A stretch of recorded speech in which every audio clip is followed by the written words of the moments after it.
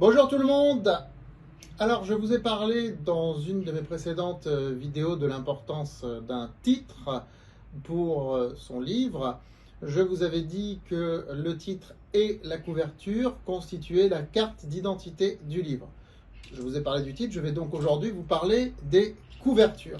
La notion de couverture est un des éléments très importants, c'est un élément central du livre, puisque c'est ce qui saute à l'œil, c'est ce qui va ou pas attirer l'œil du lecteur, surtout quand les livres, on n'en a pas parlé à la télé ou qu'on l'a pas vu 1000 fois dans plein d'émissions de télévision et que quelqu'un flâne en librairie, sur les linéaires des librairies ou sur les pages d'Amazon par exemple ou autres sites marchands.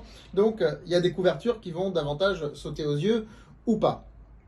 Il y a actuellement une surenchère un petit peu de faire des couvertures qui sautent aux yeux, justement, vu qu'il y a une énorme production de livres en France, je vous le dis dans presque chaque vidéo maintenant, mais je le rappelle quand même, près de 100 000 livres par an qui sont publiés en France et rien qu'en France, donc c'est pour vous dire qu'il faut vraiment se distinguer. Alors, une couverture doit absolument être en adéquation avec le titre et avec le contenu.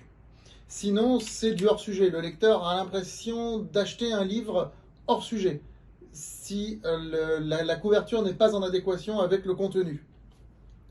Le quatrième de couverture a lui aussi son importance.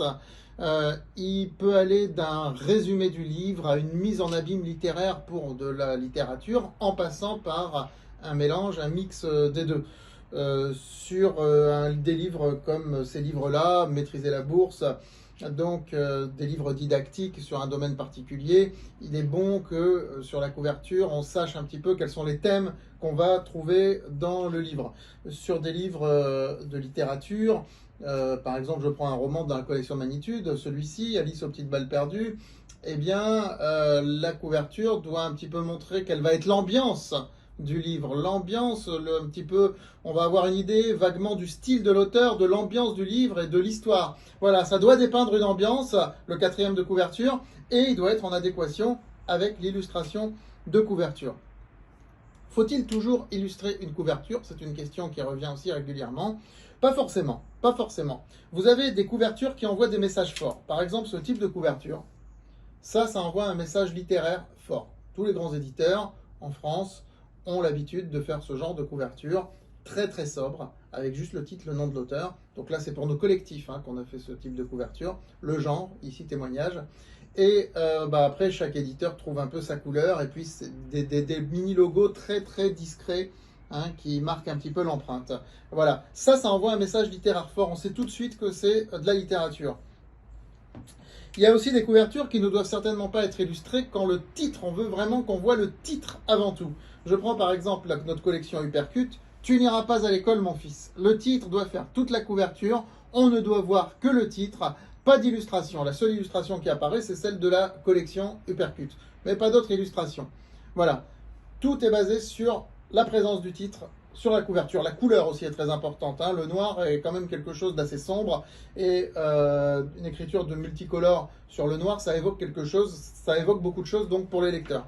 Là, en l'occurrence, ça rappelle un petit peu les craies du tableau sur l'école, mais selon les couleurs, ça peut évoquer différentes choses. Sur des livres de finance, développement personnel, quand l'auteur a un message à faire passer au lecteur, il a tendance, de plus en plus, cette mode vient des États-Unis, à se mettre en avant. Regardez sur notre collection Les Pros de l'écho, on la distingue. Ça aussi c'est important. Une couverture doit permettre de distinguer une collection d'un seul coup d'œil. Donc là on distingue Les Pros de l'écho, on change la couleur à chaque fois. Mais vous voyez, on met l'auteur en avant parce qu'il a un message à faire passer au lecteur, et le lecteur a besoin d'être en confiance en voyant à quoi ressemble l'auteur qui lui délivre ce message. Pour du roman littéraire, il y a ceux qui illustrent, ceux qui n'illustrent pas. La mode, la tendance actuelle est de plus en plus à illustrer. Donc nous, notre collection Magnitude, notre collection phare Magnitude, vous voyez, elle est illustrée. Donc je prends ces deux exemples, Dieu de Franck Antounès et Alice aux petites balles perdues d'Aurélie Lesage. Ce sont des livres dont la couverture est illustrée, avec des illustrations qui, là encore, doivent tout de suite donner un message et doivent dépeindre une certaine atmosphère du livre. Là on voit bien un côté un peu, on voit bien qu'il y a un côté très littéraire, qu'il y a même un côté un peu surréaliste dans cette littérature. Et là, bah écoutez, on voit bien que c'est un conte quelque part, mais que c'est un conte moderne, que c'est un conte urbain, pas spécialement pour les enfants. Voilà, donc l'illustration doit, avec le quatrième de couverture, travailler en symbiose pour, on va dire, servir le titre et donner les informations qu'il faut au lecteur. Voilà, donc là, en résumé, la couverture est très importante, elle doit donner un message clair. Illustration pas obligatoire, ça dépend qu'est-ce qu'on veut mettre en avant.